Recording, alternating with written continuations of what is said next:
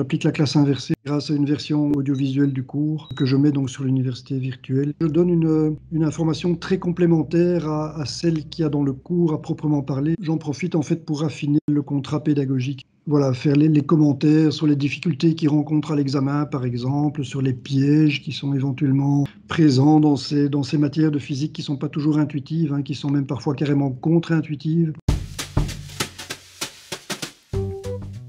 Je leur diffuse ça en différé, c'est-à-dire que je n'impose pas d'horaire. Ça, c'est un point auquel je tenais quand même parce que je me dis qu'il doit y avoir pas mal de difficultés d'organisation. Certains étudiants vivent pas mal la fracture sociale, technologique, qui, je veux dire, ils n'ont pas tous accès à un ordinateur au moment où ils le voudraient nécessairement. Et voilà, donc j'essaye de limiter au maximum les contraintes. J'essaye de m'adresser à la caméra comme je m'adresse à eux en cours.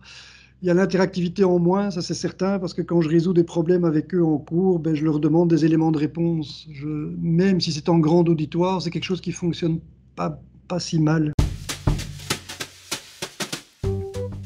Donc là, c'est clair qu'on n'aura jamais la qualité de ce qu'on a en présentiel, puisqu'il n'y a pas d'interactivité. Mais n'empêche, les assistants ont fait ça tellement bien que voilà, je pense que les étudiants ont la possibilité de vraiment comprendre en profondeur les exercices, y compris ce qu'on cherche à développer chez eux dans ces exercices. À la fin de la semaine, on leur donne la possibilité de rentrer en contact avec l'équipe d'assistants au travers de séances questions-réponses sur Teams.